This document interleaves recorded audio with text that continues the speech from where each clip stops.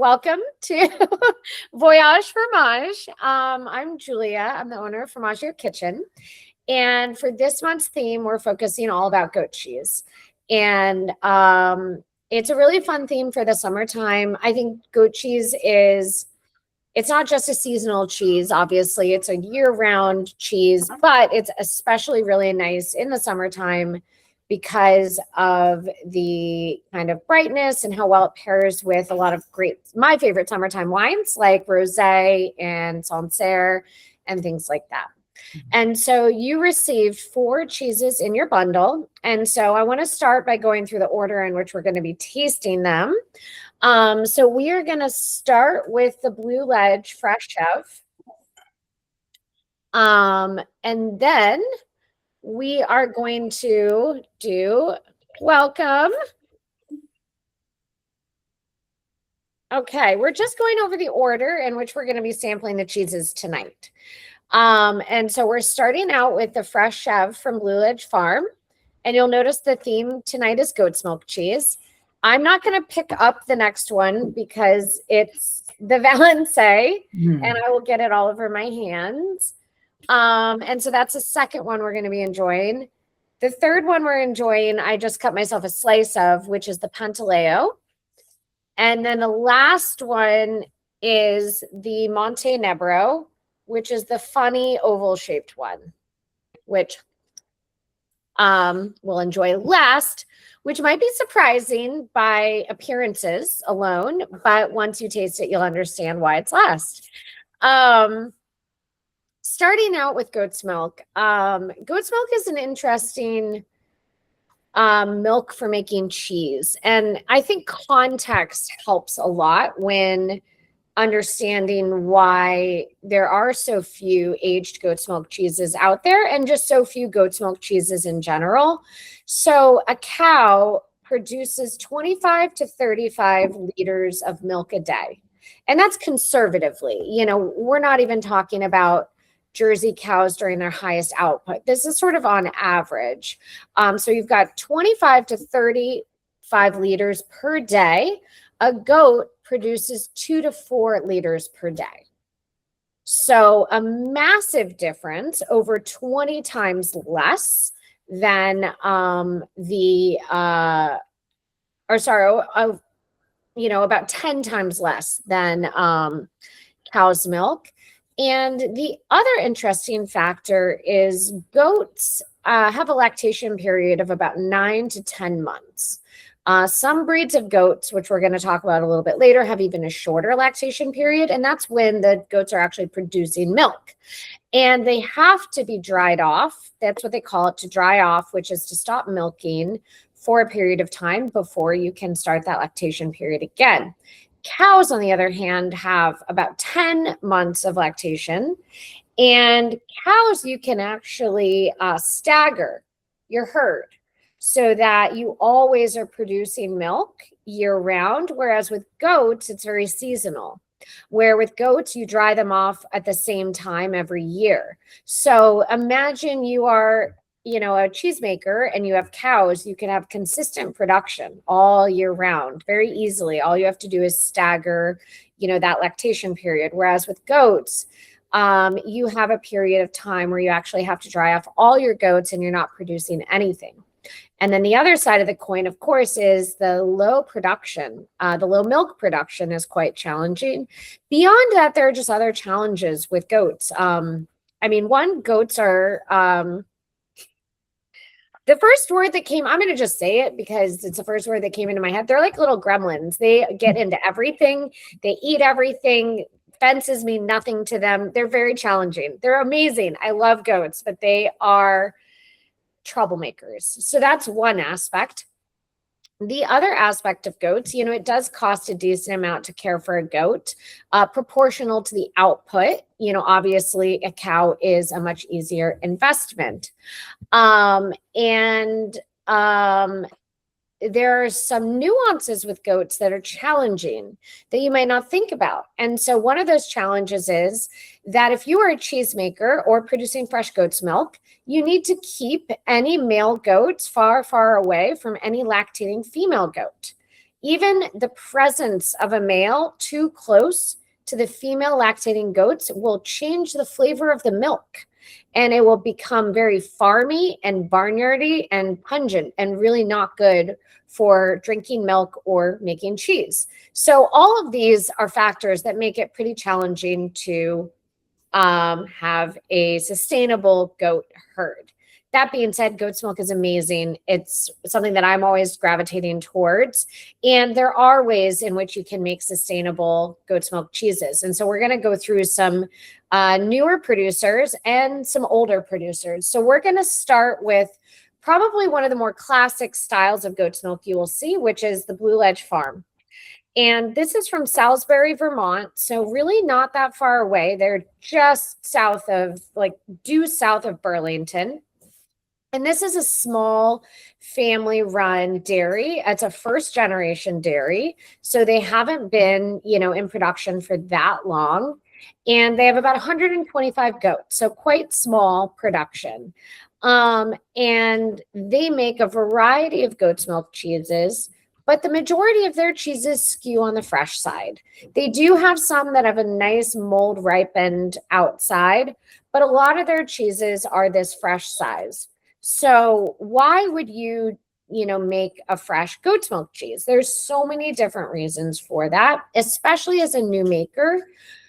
First of all, you've got this costly endeavor of caring for goats. And then beyond that, you have a low output. And so if you are hoping to get a return on your production as quickly as possible, you're going to want to sell your cheese fresh. What happens when you age cheese? It dries out. And when it dries out, you lose weight. So you have to charge even more for your cheese, which goat's milk cheese tends to be a little bit more expensive to begin with. So a lot of really challenging factors when it comes to goat's milk cheeses that really make it much easier to default to using a fresher milk. So we're going to start by tasting this. And this is, to me, when you care about the animal husbandry, the quality of the farmland, and the quality of the production, a simple fresh cheese can be pretty darn extraordinary. And so we're going to taste this as is alone, but and it's so good. And so this is a cheese that highlights what a very fresh, very young pasteurized goat's milk cheese tastes like. It is very unadulterated. You have a lot of high moisture content in it. It's still really rich and fatty. A lot of people mistakenly think that goat's milk is low fat. And it's not actually. It's got about the same fat content as cow's milk. What is interesting about goat's milk is that the fat globules are actually smaller than cow's milk. And so that makes it inherently easier to digest. So again, a lot of folks think like, oh, goat's milk is easier on my stomach because it doesn't have lactose and things like that. Not necessarily true. Yes, it is easier on your stomach. It is easier to digest. It does contain lactose, but it just contains a little bit less lactose than cow's milk. So, if you are mildly sensitive to lactose, then goat's milk is a great option. And again, just having those smaller fat globules, it's much easier to digest. So a few fun little goat's milk facts. But this is a really prime example of just a quality goat's milk cheese. Now, what I would recommend, two things. We gave you guys some oddball condiments, which I love. So I hope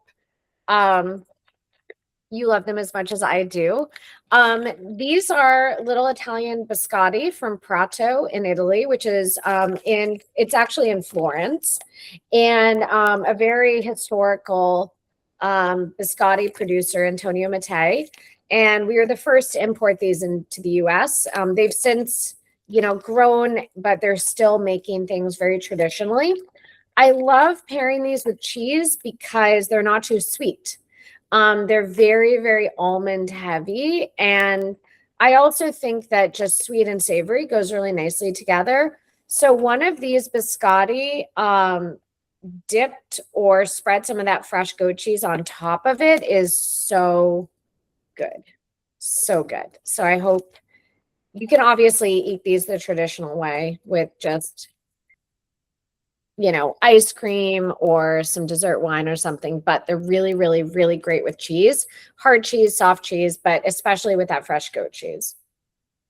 And then the other condiment will be that you got is this amazing little fig chutney from the island of Kimi in Greece. And I've been actually playing around with this a ton lately. And I would recommend this with the last two cheeses. Yes, it would be nice with the first two, but it's pretty potent. It's a very classic, sort of more savory chutney because they're famous in this island in Greece for their dried figs. It's where we import our dried figs from, that we sell just the plain dried figs. And so that makes it inherently a little bit earthier. And then there's a little bit of chili in it, as well as vinegar and onion. So it's really nice with harder cheeses like the Pantaleo that we're going to be tasting. And also if you, of course, I mean, again, I love English cheeses, but it's really nice with some of those UK cheddars or like the Kirkham's Lancashire, because again, it sort of like falls into that traditional chutney recipe. But we'll dig into that a bit later. Does anybody have any questions before we move on from the first cheese? All right. It was delicious. You like it? It's so creamy, right? Yeah, that is really lovely. Thank you. Of course. And so the creaminess is sort of, that represents the quality of the maker and the care that they're putting into it, where they're not overheating them, even though it's pasteurized. They're not overheating the milk too much. They're making sure to retain as much moisture as possible so that it's super creamy and spreadable. So I think it's just, simple cheeses have to be done really well. And that is an example of one that's done very well. Okay, now we're going to start talking about Napoleon with the next cheese. So I'm holding this up again so I don't get ash all over me. So this is the Valençay Frais, and you can see, I'll turn my got a little bit messy there, but the inside is the bright white and the outside is the vegetable ash. And it's the shape of a truncated pyramid. And so again, there's a lot of sort of cheese folklore, and whether it's rooted in truth or just story is completely up to you to decide, but they're always fun stories to tell. And so the saying is that this is a very famous cheese from the Loire Valley in France. So again, all the cheeses tonight are 100% goat's milk. So no blended cheese, just goat's milk.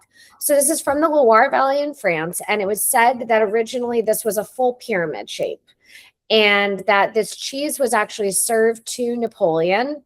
And Napoleon got so upset when he saw the cheese because it reminded him of his disastrous military campaign in Egypt, that he took his sword and he lobbed off the top. And from that moment on, he said that that cheese could no longer be a pyramid and that you'd have to have it truncated.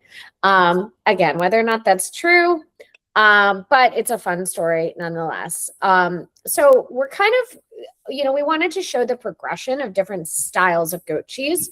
So this is a fresh goat cheese, similar to the first one, but it has, we're taking it to kind of the second stage where it has developed into a pyramid shape. It's a little bit older, and there is the addition of the vegetable ash on the outside. And so that is what creates that black color. And a lot of folks ask if that's edible, and the answer is absolutely yes. If you taste just the vegetable ash, so I'm like really going to eat a bite that is almost all vegetable ash, and it has almost no flavor on the cheese. And you can see when I pull it apart, I'm going to eat this first.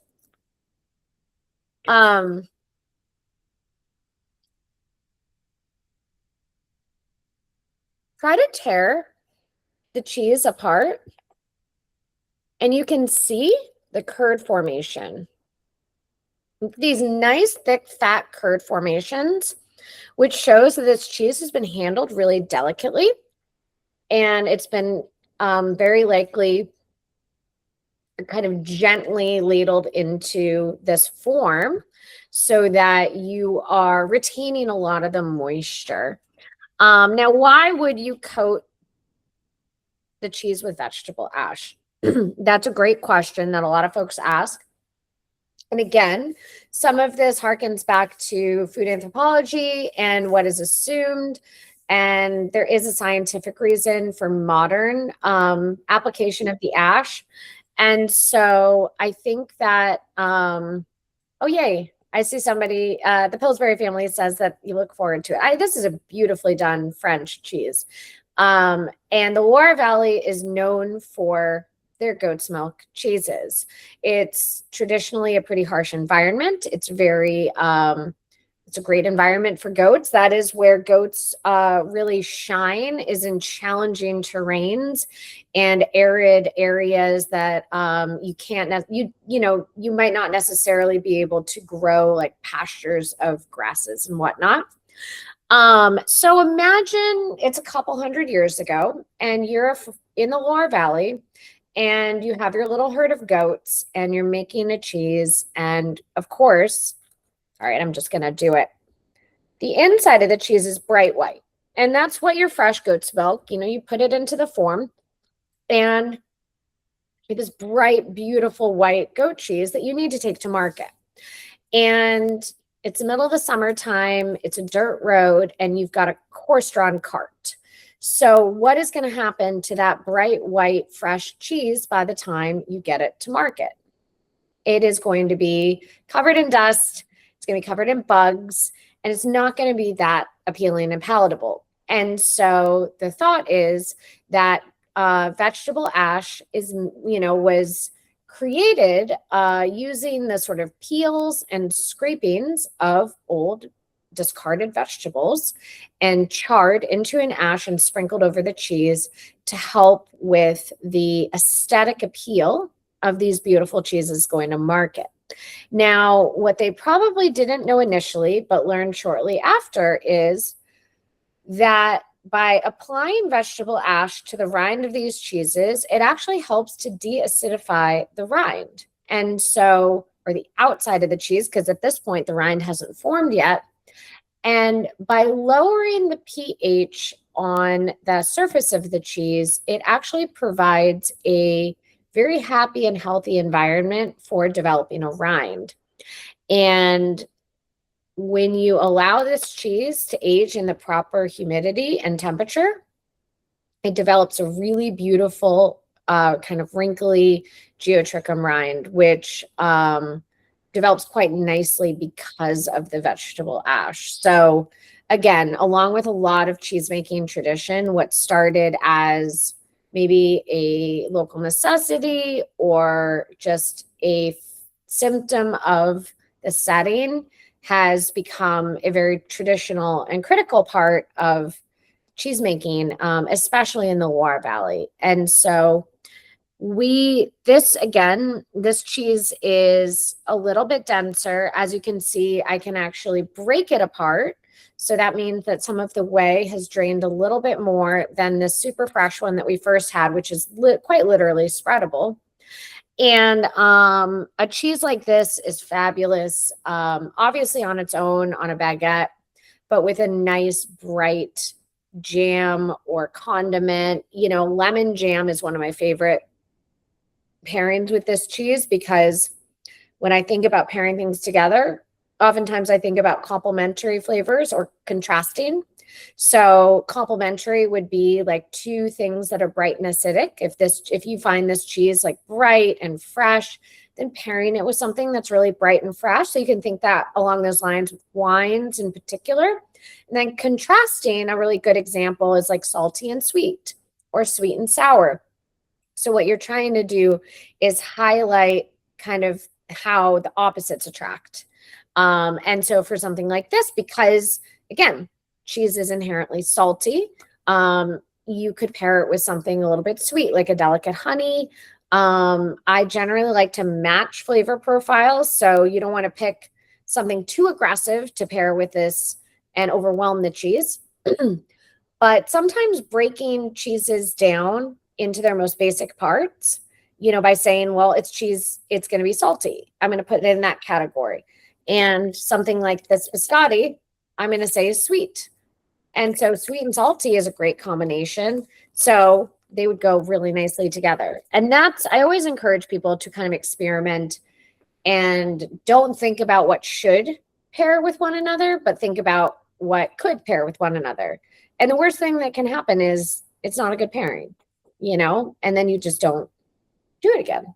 But oftentimes what I find is that these unusual pairings end up being absolutely fantastic. And more often than not, it's not about, a good pairing is not about hiding the cheese or the accompaniment, but rather maybe a flavor profile is so dominant in the cheese, it's masking some of the underlying more delicate, nuanced flavors.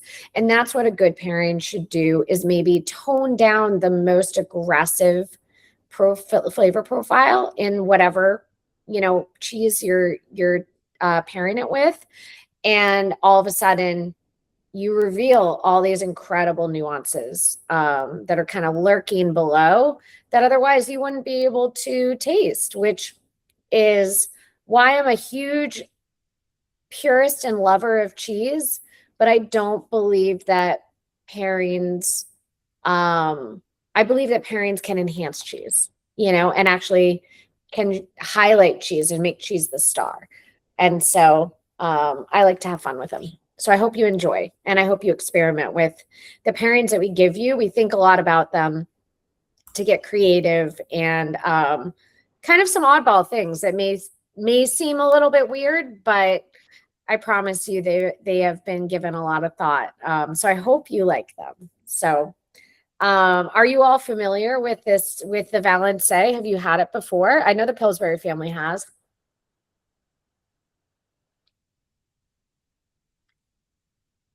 Morgan or Beth Ann, have you guys had this one before?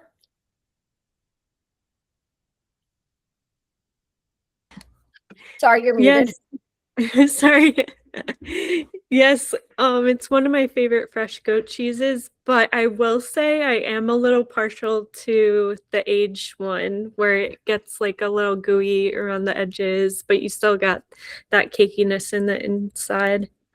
Yeah, that's true. And actually, that brings up a really good point, where if I could give advice, if you take away anything during today's tasting, it's that ugly can be delicious, especially with goat cheeses. Goat cheeses are notorious for attracting a lot of different molds, and they can look really funky and they can get really weird looking. And sometimes those are the absolute best tasting goat cheeses out there. So don't judge a book by its cover. Always ask and taste, because sometimes the ones that may not look super perfect or pristine have incredible depth of flavor and are really, really incredible. So definitely encourage you to experiment. Okay, we ready to move on? So the next cheese, the third cheese of the night, is Pantaleo. And so this is a really interesting cheese. This is the aged one.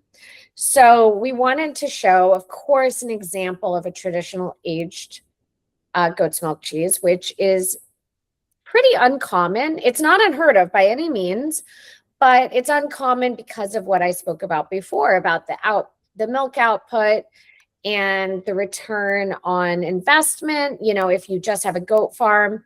So this comes to us from Sardinia. And no worries, Beth Ann. This comes to us from Sardinia. And this is essentially a Fiore Sardo style cheese. And Fiore Sardo typically refers to a pecorino, which is a sheep's milk, which is what Sardinia is known for. But that being said, there were goats introduced into this area of Sardinia, I believe in the 50s or the 60s. Don't quote me on that, but I'm pretty sure it was the 50s or the 60s. And the breed is the Capra Sarda. And I was talking a lot about how challenging goat's milk production can be. Well, they kind of took it up a notch, where the Capra Sarda breed of goats actually only lactate for 6 months out of the year. And they notoriously have a very low output of milk. So it really and truly is a labor of love. And this cheese is aged anywhere, typically you'll see it anywhere from 3 months to 9 months. 9 months is teetering to be quite old. We usually see it at Formaggio Kitchen at about 6 months. And so what is special about this cheese is the treatment of the rind, which is a very clean rind without mold growth. So you're going to see that is typically indicates a rind, especially in this region, that has been rubbed in sea salt to inhibit the blue mold growth that you find on a lot of these fresh goat cheeses. But what I recommend you do with this cheese first is to smell it. And it's got this really rich flavor, scent, sorry. Really clean. It definitely smells very similar to the pecorino from Sardinia, which is really nice. You definitely get a salinity. And maybe, again, this is just my brain playing tricks on me, but it smells like when you first get out of the car, when you drive to the ocean and you get hit by the smell of the ocean. It's got a really intense salinity to it in the aroma. And then give it a taste. And this is the one that I highly, highly recommend you try with the fig chutney. It's such a fun combination.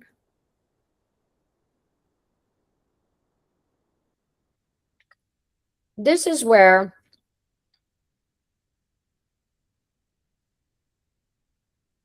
you get all the ebbs and flows. When I talk about flavor, I think this cheese is such a good example. I always say that flavor should be like a good book. And, you know, a good book has a beginning, a middle, and an end, like distinctly. And so the beginning is the smell and the aroma. And does it draw you in? Does it make you want more? Are you curious to try it? You know, the same with a book. Like, are you drawn to read it after reading the first few pages? Do you want to continue on? Then the middle, that's the plot line. That's the meat of the story.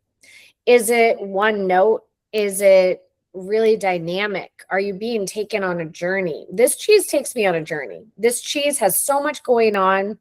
It starts really rich and mellow and then gets really piquant towards the end, but then mellows out. Like it really has a lot of kind of peaks and valleys when you're tasting it, which I find fascinating and interesting. And that's what I want a story to have. I want it to be dynamic and interesting, and I want it to keep me on my toes, to keep me interested.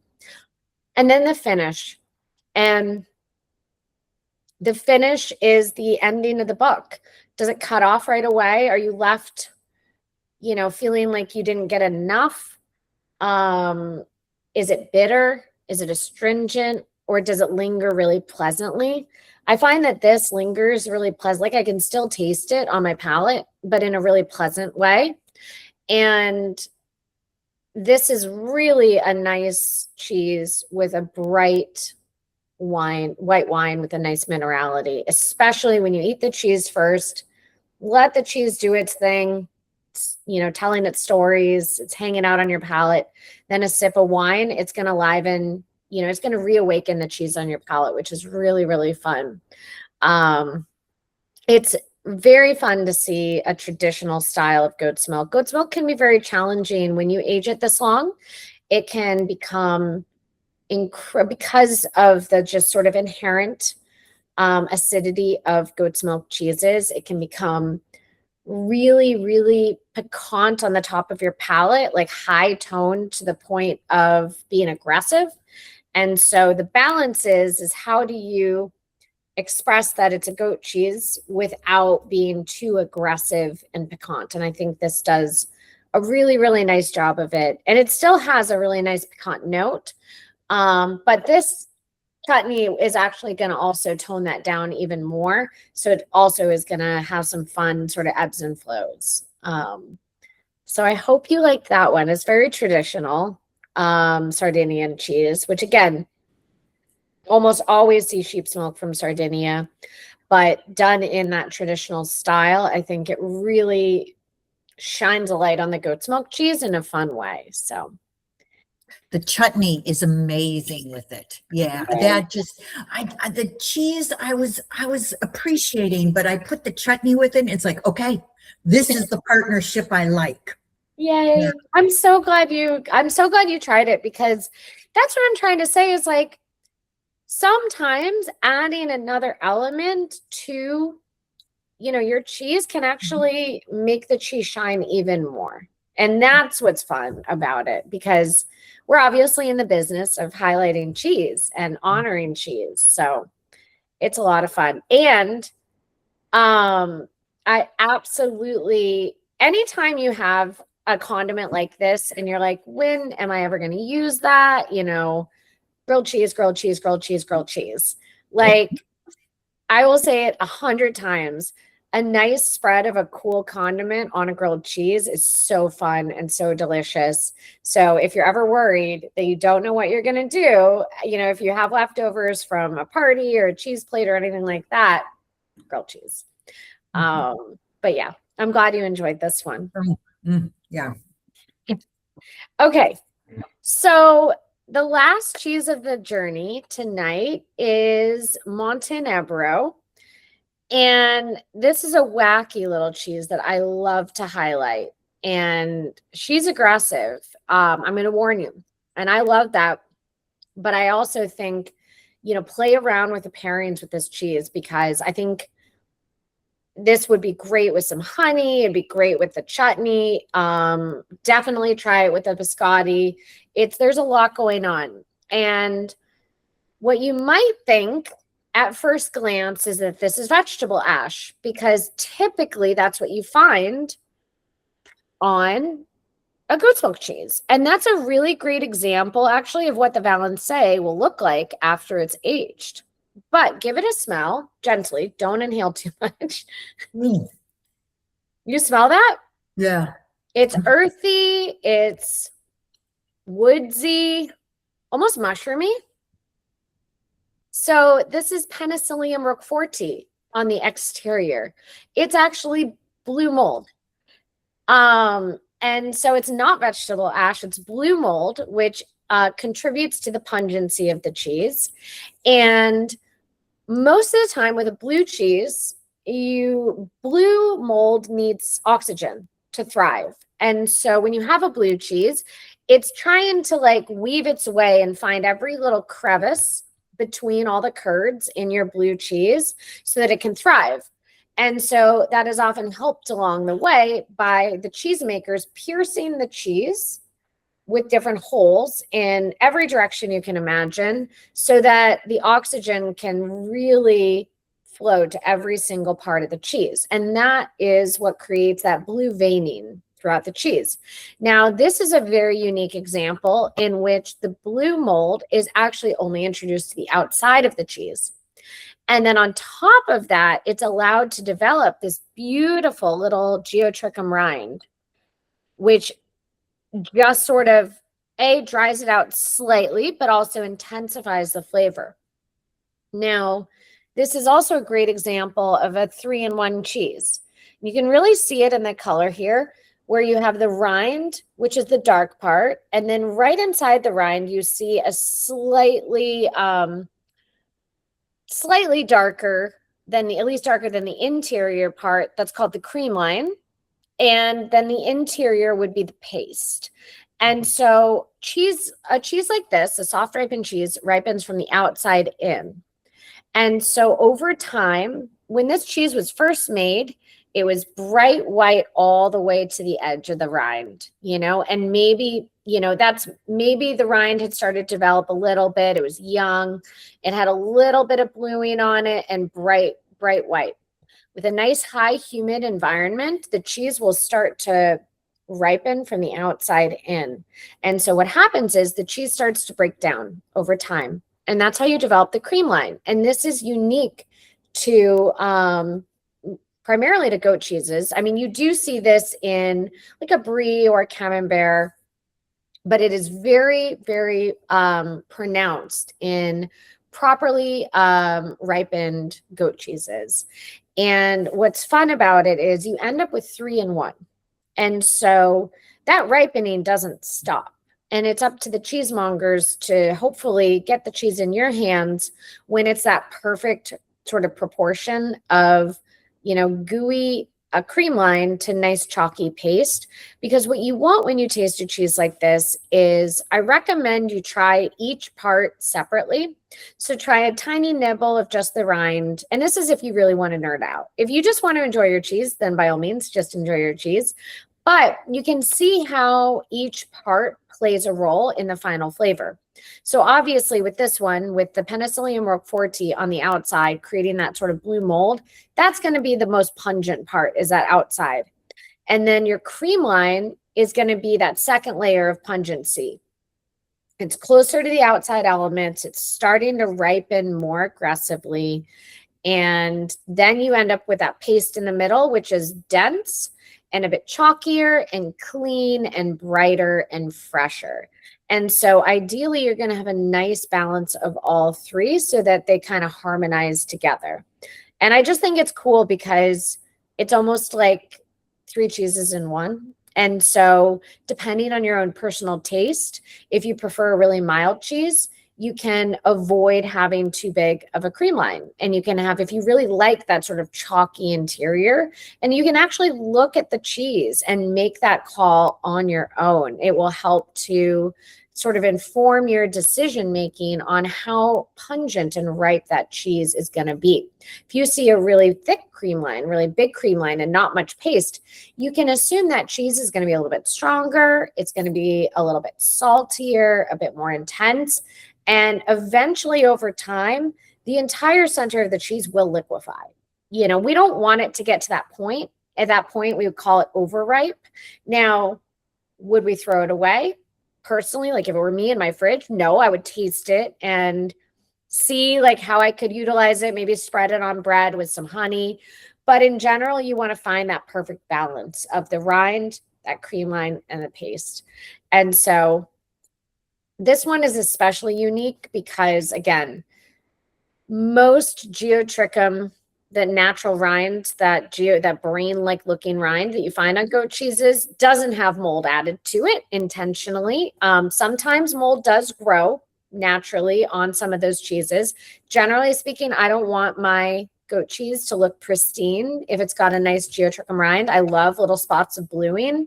It's not an intended desire of a cheesemaker, I guess.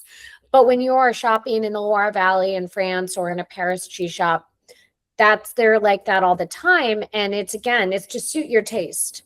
And so I like those cheeses just a touch funkier. And I think that they exhibit a really beautiful flavor profile. And so that's what I was saying before. Don't be afraid of a cheese that might look a little bit ugly. It doesn't necessarily mean it's going to be funky or pungent or strong. Sometimes it just has a hint of earthiness and that's it. And it just balances out really nicely. I think I got everything on this one. This is from Central Spain, from Avila, Spain. Any questions? I know this one is a wild one. We don't usually have cheeses quite this strong in the club, but I hope you like it. Oh, I love it, Julia. Is this a tough one to find? Is this a very unique cheese? It is. It is. It is. It's not super common because, well, it's partially not super common in the States, at least, because